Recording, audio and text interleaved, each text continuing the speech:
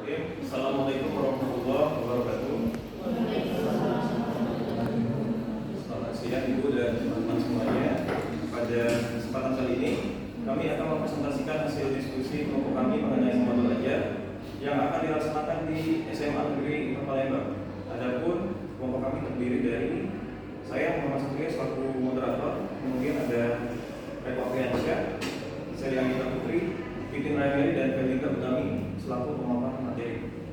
Adapun materi pertama mengenai modul belajar akan disampaikan oleh Titin.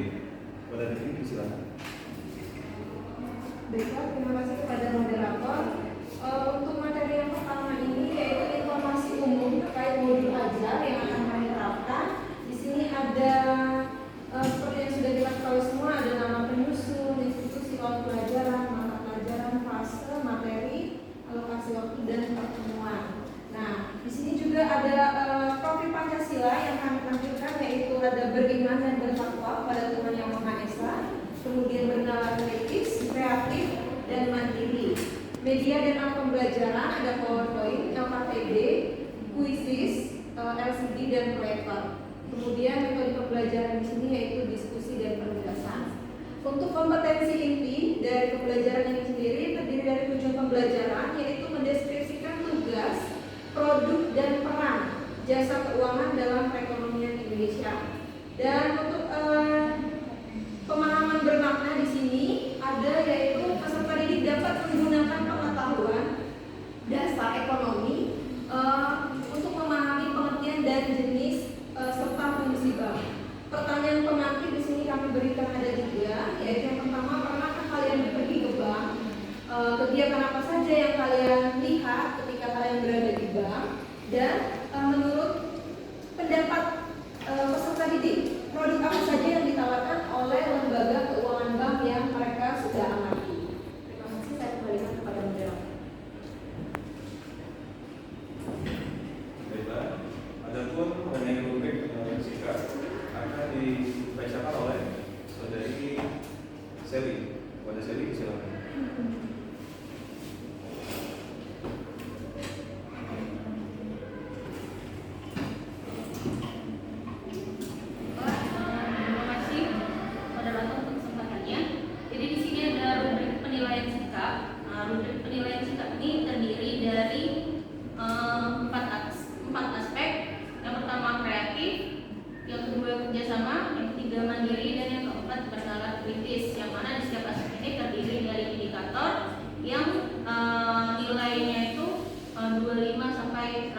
Jadi 25, 50, 75, dan 100 untuk rubrik penilaian sikap. Kemudian yang kedua ada rubrik penilaian diri, yang mana lembar penilaian diri ini bersifat objektif. Maka guru hendaknya menjelaskan terlebih dahulu tujuan dari penilaian diri ini agar peserta didik tadi ikut serta aktif dalam diskusi, menjawab pertanyaan, dan aktif ketika proses pembelajaran.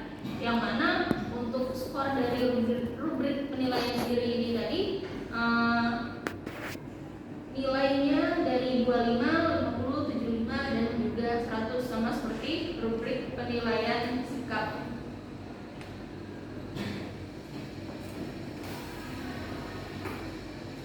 Selanjutnya mengenai penilaian teman sebaya akan disampaikan oleh saudara Eko Apriansyah. Baiklah, di sini saya akan menjelaskan mengenai penilaian teman sebaya. Di sini dapat disimpulkan bahwa penilaian ini dilakukan dengan meminta peserta didik untuk menilai teman sebayanya dengan pertanyaan atau kriteria. Yang pertama, mau menerima pendapat teman. Yang kedua, memberikan solusi terhadap permasalahan. Yang ketiga, memasarkan pendapat sendiri kepada anggota kelompok. Dan yang terakhir yaitu marah saat kritik. Pemberian skor di sini, skor 100 apabila jawabannya iya, dan skor 50 jawabannya tidak untuk pertanyaan yang positif. Sedangkan pertanyaan yang negatif, skornya 50 apabila jawabannya iya dan tidak, skornya 100. Skor maksimal sama dengan jumlah pertanyaan dikali dengan jumlah kriteria. Selanjutnya, skor sikap. Jumlah skor dibagi jumlah skor maksimal dikali 100. Di sini ada beberapa kriteria penilaian. Nilai 75 sampai dengan 100 kategori sangat baik.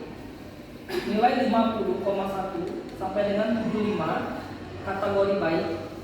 Nilai 25,1 sampai dengan 50 nilai cukup. Dan nilai 00,0 sampai dengan 25,00 nilainya kurang. Kemudian ada asesmen penilaian keterampilan pemecahan masalah. Di sini terdapat 4 kategori dalam pengamatan proses keterampilan pemecahan masalah. Yang pertama, proses kemampuan memahami masalah. Yang kedua, proses kemampuan merencanakan penyelesaian masalah. Yang ketiga, proses kemampuan menyelesaikan masalah. Dan yang terakhir, proses kemampuan menafsirkan solusi penyelesaian masalah. Di sini ada beberapa kriteria penilaian. Rata-rata 0 sampai dengan 1,0 nilainya tidak baik. Kemudian 1,0 sampai dengan 2,0 kurang baik. Kemudian nilai 2,0 sampai dengan 3,0 nilainya cukup baik. Kemudian 3,0 sampai dengan 4,0 nilainya baik. Dan yang terakhir itu 4,0 sampai dengan 5,0 nilainya sangat baik. Saya kembalikan kepada moderator. Terima kasih kepada Saudara Reko. Kemudian mengenai asesmen diagnostik akan disampaikan oleh Saudari Sadida.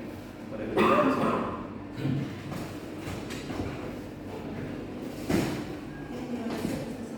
Untuk asesmen diagnostik ini ada dua, yaitu asesmen non kognitif dan asesmen kognitif.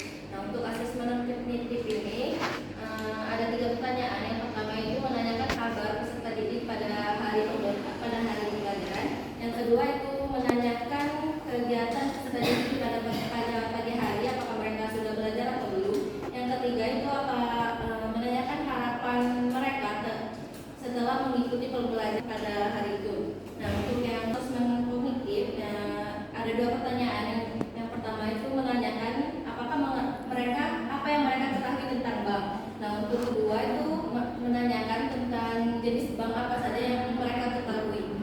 Nah, selanjutnya yaitu asesmen formatif dan sumatif, yang dimana asesmen formatif ini yang bertujuan untuk memberikan informasi atau umpan balik bagi pendidik dan peserta didik untuk memperbaiki proses belajar. Nah, untuk asesmen sumatif ini biasanya dilaksanakan setelah semua kumpulan program pelajaran selesai.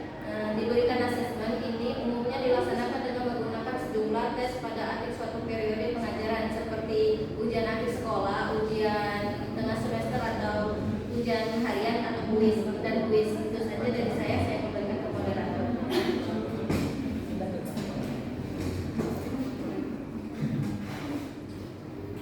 baiklah, itulah hasil presentasi dari diskusi kelompok kami mengenai modul ajar yang dilaksanakan di SMA Negeri Palembang. Dipersilakan kepada teman-teman yang ingin menanyakan.